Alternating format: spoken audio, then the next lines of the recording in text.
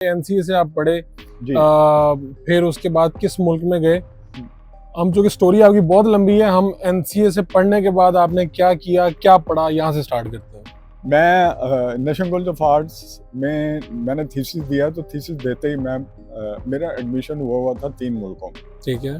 तो मैं फ़िल्म पढ़ना चाह रहा था, तो फ़िल्म पढ़ने के लिए एनसीए से निकला तो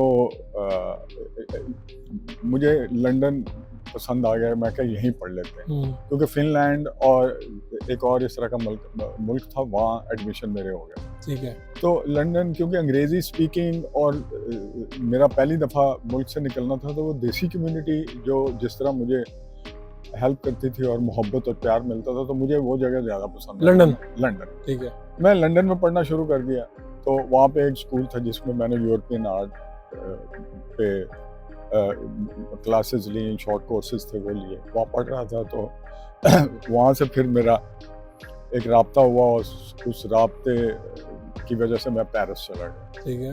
तो फिर मैं पेरिस में एक आर्ट गैलरी थी, लेबेल आर्ट गैलरी, उसमें मेरा सोलो पेंटर, मेरे अकेले का काम लगता था। तो वहाँ गया तो मेरा लेकिन दिल नहीं लगा पेरिस में। पेरिस में क्या वजह? आर्ट के हवाले से तो पेरिस आ गया काफी। आर्ट के हवाले से, राइटिंग के हवाले से, तो जिसको कहते हैं ना कि हेवन, जन्नत है, अर्थ, हाँ वो है। लेकिन उसके साथ साथ जो फ्रेंच हैं, उनका attitude towards the non French, वो एक जो है ना, एक तासुब पसंद है। ठीक है। वो कंफर्टेबल नहीं था मैं। तो फिर मैं वहाँ से निकल आया, फिर मैं न्यूयॉर्क आ गया। तो न्यूयॉर्क आके भी मैंने पढ़ने के लिए फिल्म पढ़ने गया, तो उन्होंने मुझे डरा दिया। क्या कहा? उन्होंने कहा जी कि हमारे काउंसलर हैं, तो उन काउंसलर से आप मशवरा कर लें। अच्छा, अब मैं पाकिस्तान से आया था, मेरी ट्रेनिंग पाकिस्तान में थी। पाकिस्तान में नेशनल कॉलेज ऑफ आर्ट्स उस वक्त वाहिद इंस्टीट्यूशन था जहाँ आर्ट पढ़ाया जाता था। ठीक है। अच्छा, फिल्म नहीं पढ़ाई जाती थी वहाँ, और NCA was the close match कि मैं वहाँ पे फिल्म पढ़ सकूँ, क्योंकि एनसीए के ही सारे लोग टीवी और फिल्म में जाते थे। ओके। या जो स्टैंडर्ड की फिल्म बनती थी, वहीं के लोग जाते थे।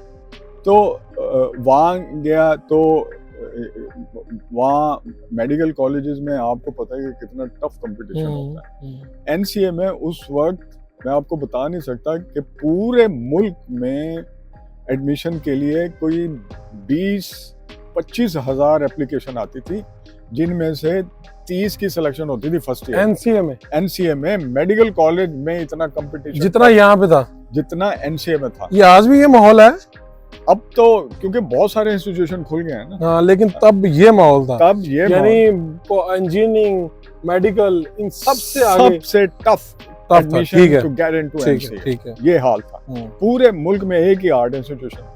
तो यहाँ जब आया, तो अमेरिका में एजुकेशन वो लेते हैं एज एन इंडस्ट्री।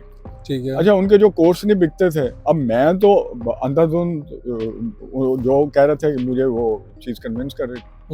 तो उन्होंने मेरा पोर्टफोलियो देखा, जो काउंसलर था, उसने कहा तुम्हारा तो इतना स्ट्रॉन्ग पोर्टफोलियो है आर्ट में, तो फिल्म, ज़बान, कल्चर, ये वो, यहाँ के लोग जो हैं, अमेरिकन जो हैं, जो सब कुछ जानते हैं, उसके बावजूद इस कैरियर में नहीं पनप सकते, तो तुम्हारे लिए तो और मुश्किल हो जाएगा। तो मैं डरा दिया। मैं डर गया, क्योंकि जो इमिग्रेंट होता है ना, बहुत डरा हुआ होता है।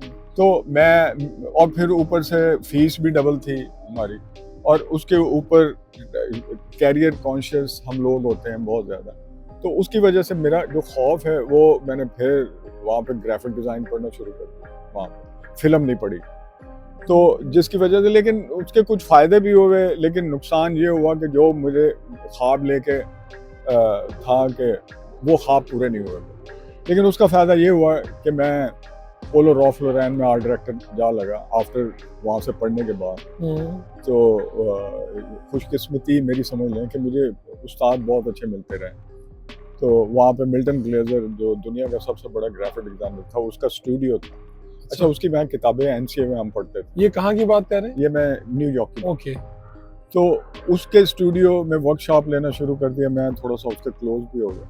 तो उसकी वर्कशॉप ने इतना सिखा दिया कि मेरी पहली job as an art director लगा। कहाँ पे?